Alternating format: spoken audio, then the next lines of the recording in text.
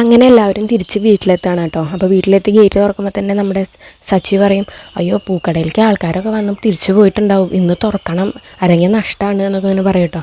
അപ്പോൾ ചന്ദ്ര പറയും, ഓ പിന്നെ വലിയ ഷോപ്പിംഗ് മോളല്ലേ, ഒന്ന് പോടാ, ഈ ഒരു ചെറിയ പൂക്കട അവിടെ നിന്ന് എങ്ങനെയെങ്കിലും മാറ്റണം കേട്ടോ രവി ഏട്ടാന്ന് പറയും കേട്ടോ. അപ്പോൾ രവി ഒന്നും മിണ്ടില്ല. അങ്ങനെ ഇവരൊക്കെ വീടിനുള്ളിൽ കയറിയതിന് ശേഷം രവി ഇങ്ങനെ പറയും ചന്ദ്രയോട്, നമുക്ക് എന്തായാലും ഒരു റൂമും കൂടി ഒന്ന് എക്സ്റ്റെൻഡ് ചെയ്ത് പണിയണം എന്ന് പറയും. അതൊക്കെ പൈസ ചിലവല്ലേ, അതൊന്നും വേണ്ട, ചിലവരൊക്കെ ഒന്ന് മനസ്സ് വിചാരിച്ച് കഴിഞ്ഞാലേ നമുക്ക് ഇവിടെ തനിയെ റൂം കിട്ടും എന്ന് പറയും കേട്ടോ. എന്നിട്ട് മനസ്സിൽ വിചാരിക്കും, ഞാൻ എങ്ങനെയെങ്കിലും ഈ സച്ചിനെ രേവതിനെ ഇവിടെ നിന്ന് ഒഴിപ്പിക്കാൻ നോക്കുമ്പോൾ ഇനി പുതിയ വീടും കൂടി പണിതാവറ്റി ഇനി ഇവിടെ നിന്ന് പോവില്ല എന്നൊക്കെ മനസ്സിൽ വിചാരിക്കും കേട്ടോ.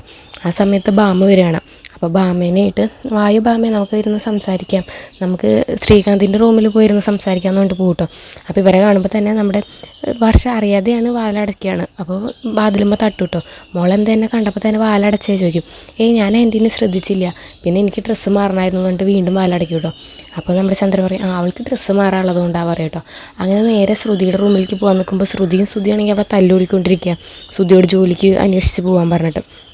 അപ്പോൾ ശ്രുതി പറയും, എനിക്ക് ജോലിയൊന്നും അന്വേഷിക്കാൻ വയ്യൊന്നും, എനിക്ക് ഞാൻ ഭയങ്കര ടയേർഡാണ് എന്നൊക്കെ പറയും. അങ്ങനെ തല്ലൂടിയിട്ട് അപ്പോൾ ശ്രുതി പറയും, നീ ഒന്ന് സൗണ്ട് കുറയ്ക്കുക, ആൾക്കാർ കേൾക്കും, വാതിൽ തുറന്നിട്ടിക്കുക എന്ന് പറഞ്ഞിട്ട് വാതിൽ പെട്ടെന്ന് അടയ്ക്കും കേട്ടോ. അപ്പോൾ ബാമ പറയും, നിനക്ക് ഈ വീട്ടിൽ ഒരു റൂമും പോലും കിട്ടുന്നില്ലല്ലോ ചന്ദ്രയെന്ന് പറയും കേട്ടോ. നമുക്ക് രേവതിയുടെ റൂമിലേക്ക് പോകാം, രേവതി അവിടെ അടുക്കളയിലാണ് പറയും കേട്ടോ. അങ്ങനെ രേവതിയുടെ റൂമിലേക്ക് ചെല്ലുമ്പോൾ അവിടെ സച്ചി കിടക്കുന്നുണ്ടാവും. അപ്പോൾ സച്ചിയോട് പറയും, എനിക്ക് തനിച്ച് സംസാരിക്കണം പറയും. അപ്പോൾ എന്താ നിങ്ങൾക്ക് പ്രാന്തുണ്ടോ തനിച്ച് സംസാരിക്കാമെന്ന് ചോദിക്കും. അല്ല ബാമയുണ്ട്, ഞങ്ങൾക്ക് രണ്ടുപേർക്കും തനിച്ച് സംസാരിക്കണം എന്ന് പറയും.